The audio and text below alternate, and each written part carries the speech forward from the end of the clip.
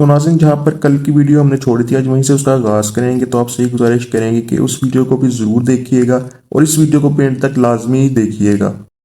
ہوئی ناظرین مزید برآں حضرت علی رضی اللہ عنہ ان صحابہ میں سے تھے جو جنگ حنین میں رسول اللہ صلی اللہ علیہ وسلم کے شانہ بشانہ کھڑے رہے۔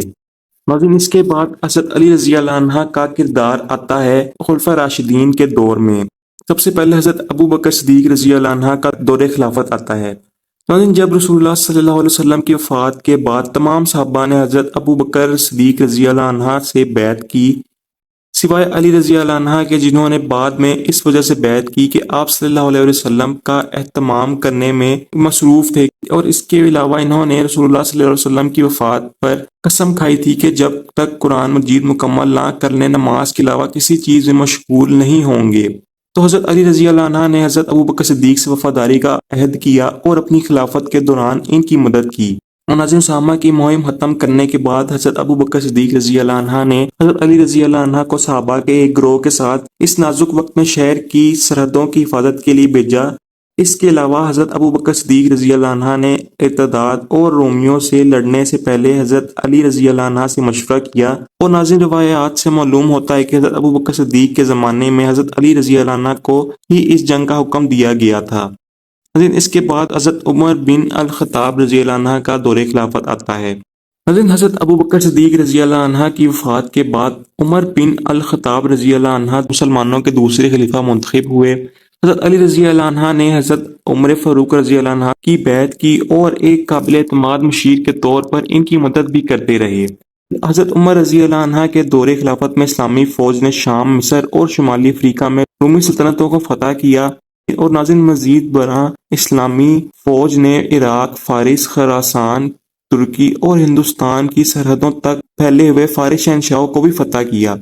حضرت عمر فاروق رضی اللہ عنہ تمام راستے میں حضرت رسول اللہ صلی اللہ علیہ وسلم کے عقل مند اصحاب مثلاً حضرت علی رضی اللہ عنہ سے مشورہ کرتے تھے اور سیاسی مسائل میں بھی ان سے مشورہ لیا کرتے تھے۔ تو ناظرین روایت ہے کہ حضرت علی رضی اللہ عنہ ہی تھے جنہوں نے عمر فاروق رضی اللہ عنہ کو اسلامی کیلنڈر کے آغاز کے طور پر ہجرت مقرر کرنے کا مشورہ دیا۔ ناظرین یہ علی رضی اللہ عنہ ہی تھے جنہوں نے حضرت عمر فاروق رضی اللہ عنہ کو رومیوں سے مسجد نبوی حاصل کرنے کے لیے یروشلم جانے کا مشورہ دیا، جبکہ حضرت عمر فاروق رضی اللہ عنہ نے حضرت علی رضی اللہ عنہ کو مدینہ کا انچارج بنایا۔ اور ناظرین حضرت علی رضی اللہ عنہ تیسرے خلیفہ کا انتخاب کرنے والی انتخابی کونسل میں سے ایک تھے جسے حضرت عمر فاروق رضی اللہ عنہ نے مقرر کیا تھا، اور حضرت عثمان غنی رضی اللہ عنہ اور حضرت علی رضی اللہ عنہ اسلام کے تیسرے خلیفہ منتخب ہونے کے بڑے امیدوار تھے۔ پھر ناظرین آتا ہے اسلام کے تیسرے خلیفہ یعنی حضرت عثمان غنی رضی اللہ عنہ کا دور خلافت۔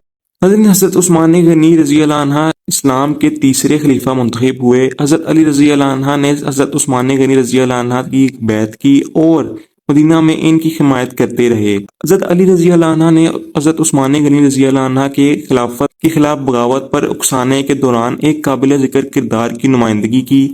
حضرت علی نے عثمان غنی رضی اللہ عنہ کی حمایت کی اور مشورے دے کر اور مصر اور عراق سے آنے والی صوبائی مخالفت کا سامنا کر کے ان کا دفاع کیا۔ اور ناظرین ان صوبائی مخالفت کا مقصد یہ تھا کہ وہ حضرت عثمان غنی رضی اللہ عنہ کو حضرت علی رضی اللہ عنہ سے ہٹانا چاہتے تھے، لیکن بعد والوں نے ان کے مطالبات کو ٹھکرا دیا۔ اس طرح انہوں نے پسپائی کا ڈرامہ کیا، لیکن 3 دن کے بعد وہ حضرت عثمان غنی رضی اللہ عنہ اور ان کے خاندان کا محاصرہ کرنے مدینہ واپس آئے، اور حضرت علی رضی اللہ عنہ اور ان کے بیٹوں نے حضرت عثمان غنی رضی اللہ عنہ کا بھرپور دفاع کیا، لیکن ناظرین ان کا ارادہ باغیوں سے لڑنا نہ تھا، اور ناظرین اسی وجہ سے کہ مسلمانوں میں انتشار نہ پیدا ہو تو حضرت عثمان غنی رضی اللہ عنہ نے اس خاطر لوگوں کو قتل کرنے سے انکار کر دیا، اور یہ اسلامی تاریخ کا ایک پیچیدہ فتنہ تھا جس کی نشاندہی حضرت عثمان غنی رضی اللہ عنہ کے قتل سے ہوئی۔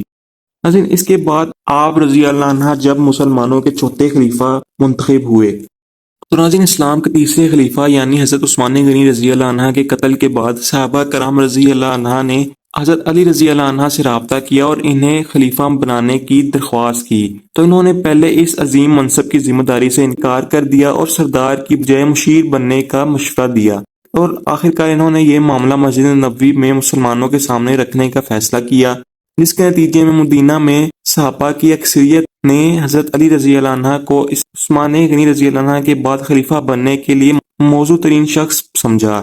اس طرح وہ ذمہ داری لینے پر راضی ہو گئے اور 25 ذی الحجہ 35 ہجری یعنی 24 جون 656 عیسوی کو حضرت علی رضی اللہ عنہ سے وفاداری کی قسم کھائی گئی۔ جب نئے خلیفہ نے اقتدار سنبھالا تو انہیں کئی مسائل کا سامنا کرنا پڑا۔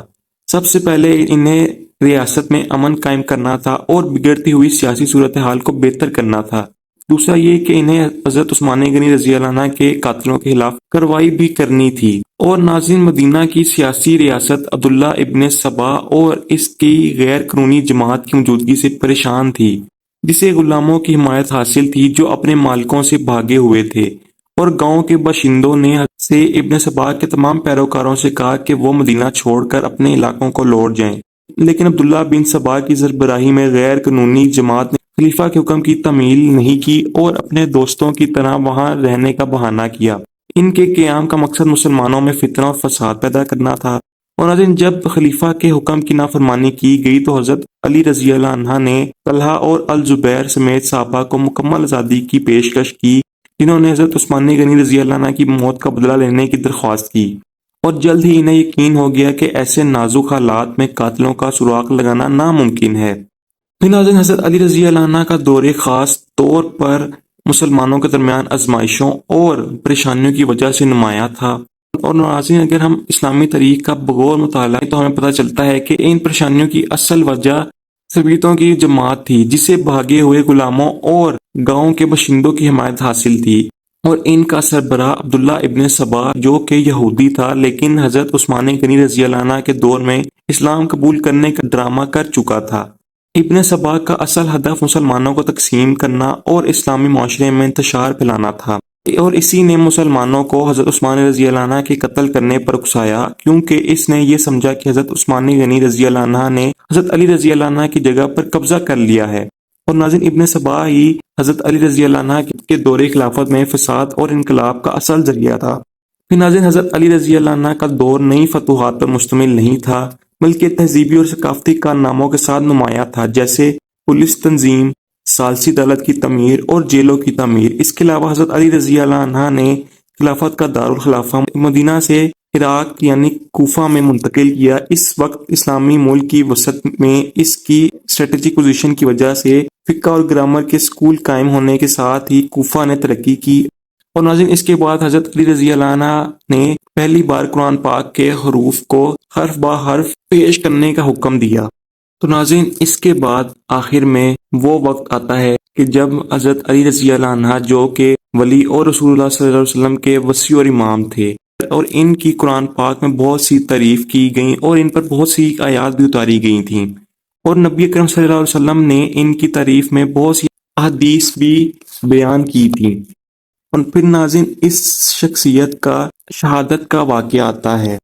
ناظرین، آپ رضی اللہ عنہ کی وفات کے بارے میں مطالعہ کرنے کے بعد معلوم ہوتا ہے کہ ان پر حملے کی 2 تاریخ آتی ہیں، ایک 17 رمضان اور دوسری 19 رمضان۔ تو ناظرین، حضرت علی رضی اللہ عنہ کو زہر آلود تلوار سے شہید کیا گیا تھا۔ جب آپ رضی اللہ عنہ نماز فجر کے وقت سے چند لمحے قبل کوفہ کی مسجد میں گئے تو مولا علی رضی اللہ عنہ نے نماز شروع کی، اور جب سجدے میں گئے تو ابن ملجم نے ان کے سر پر زہر آلود تلوار مار کر زخمی کر دیا، اور زخم ان کے سر سے لے کر ماتھے تک تھا۔ جب ان پر تلوار کا حملہ ہوا تو انہوں نے کہا، رب کعبہ کے وعدے سے میں کامیاب ہوں۔ اور ناظرین، کوفہ کے تمام لوگوں نے مولا علی کے قتل کا اعلان سنا، لوگ مسجد کی طرف بھاگے، امام علی رضی اللہ عنہ گر پڑے اور اپنے زخم پر زمین سے مٹی ڈال رہے تھے، ان کا چہرہ اور داڑھی خون سے بہہ رہی تھی۔ جب علی رضی اللہ عنہ کو تلوار کا نشانہ بنایا گیا تو زمین و آسمان کانپ اٹھے، کالی آندھی آئی، مسجد کی دیواریں لرز اٹھیں اور دروازے ٹکرانے لگے، اور اس پر فرشتے پکارنے لگے کہ حضرت علی کو قتل کر دیا گیا ہے۔ تو ناظرین، کوفہ کے لوگ مسجد کی طرف بھاگ رہے تھے، امام حسن اور امام حسین رضی اللہ عنہ بھی مسجد کی طرف بھاگے۔ دونوں بیٹوں نے اپنے باپ کو اٹھایا اور زخم پر کپڑا باندھ دیا، اور حضرت علی رضی اللہ عنہ نے امام حسن علیہ السلام سے فرمایا، ابن ملجم جو کہ ایک یہودی عورت کا بیٹا ہے، اس نے مجھے زخمی کر دیا ہے۔ اور حضرت علی رضی اللہ عنہ کے جسم میں زہر کا اثر پھیل رہا تھا۔ امام حسن اور امام حسین نے انہیں کمبل میں لپیٹ کر گھر لے گئے کیونکہ امام علی رضی اللہ عنہ میں چلنے کی طاقت ہی نہ تھی اور وہ روزے سے بھی تھے۔ جب افطار کے وقت روزہ کھلا تو اہل کوفہ ابن ملجم کو گرفتار کر کے امام علی کے پاس لے آئے۔ پیاس کی وجہ سے ان کی حالت بہت خراب تھی۔ امام حسن اپنی افطاری کے لیے امام علی کے لیے دودھ لائے تھے۔ انہوں نے دودھ ابن ملجم کو دیا اور فرمایا، یہ پیو، تمہیں پیاس لگی ہے، تمہیں پیاس۔ اور اس پر امام ملجم نے کہا، میں نے اس تلوار کو 1000 درہم میں خریدا اور 1000 درہم کا زہر دیا اور اسے تلوار پر لگا دیا۔ اس تلوار پر اتنا زہر ہے کہ اگر دونوں اس پر لگائے جائیں تو یہ مر جائیں گے۔ تو پھر ناظرین، امام علی رضی اللہ عنہ کو 2 طرح سے شہید کیا گیا، ایک تلوار سے اور دوسرا زہر سے۔ اور امام علی رضی اللہ عنہ کو 19 رمضان المبارک کی صبح کو زخمی ہوئے اور 21 رمضان المبارک کو آپ کا انتقال ہو گیا۔ اور امام حسن اور امام حسین نے آپ کو غسل دیا اور کفن دیا۔ اور جب آپ ان کی میت کو تدفین کے لیے لے گئے تو تمام دروازے اور دیواریں آپ کے احترام میں جھک گئیں۔ اور ناظرین، آپ رضی اللہ عنہ کو نجف میں دفن کیا گیا۔ اور ناظرین، آج بھی آپ رضی اللہ عنہ کا شاندار مزار وہاں کھڑا ہے اور عقیدت مندوں سے بھرا ہوا ہے اور وہ قیامت تک کھڑا رہے گا انشاءاللہ۔ تو ناظرین، یہ وہ ویڈیو تھی جس میں میں نے آپ کو حضرت علی رضی اللہ عنہ کی زندگی کے بارے میں شروع سے لے کر آخر تک بتایا۔ میں اللہ کی بارگاہ سے سچے دل سے معافی کا طلبگار ہوں کہ اگر یہ ویڈیو بیان کرتے ہوئے میرے سے کوئی بھی غلطی رونما ہوئی ہو، اور امید کرتا ہوں کہ اللہ تعالیٰ بھی مجھے معاف فرمائیں گے۔ تو ناظرین، پھر یہیں پر اس ویڈیو کا اختتام کرتا ہوں کہ آپ سب لوگوں کو میری یہ ویڈیو پسند آئی ہوگی۔ اگر ویڈیو پسند آئی ہوئی تو میری حوصلہ افزائی بڑھانے کے لیے اس ویڈیو کو لائک کر دیجیے گا۔ چینل پر نہیں ہے تو چینل کو سبسکرائب کر کے بیل آئیکن کے بٹن کو ضرور پریس کریے گا تاکہ ہر نئے آنے والی ویڈیو کا نوٹیفیکیشن آپ تک پہنچ سکے۔ اور کمنٹ سیکشن میں اپنی رائے کا اظہار ضرور دیا کریں کہ آپ کو ہماری ویڈیوز کیسی لگتی ہیں اور آنے والے دنوں پر آپ کن کن موضوعات پر ویڈیوز دیکھنا چاہتے ہیں، خواہ وہ دنیاوی ہوں یا دینی یا تاریخی۔ ناظرین، پھر ملیں گے کسی اگلی تاریخی، تحقیقی اور معلوماتی ویڈیو کے ساتھ۔ تب تک کے لیے مجھے دیجیے اجازت، دعاؤں میں مجھے یاد رکھیے گا۔ اللہ حافظ۔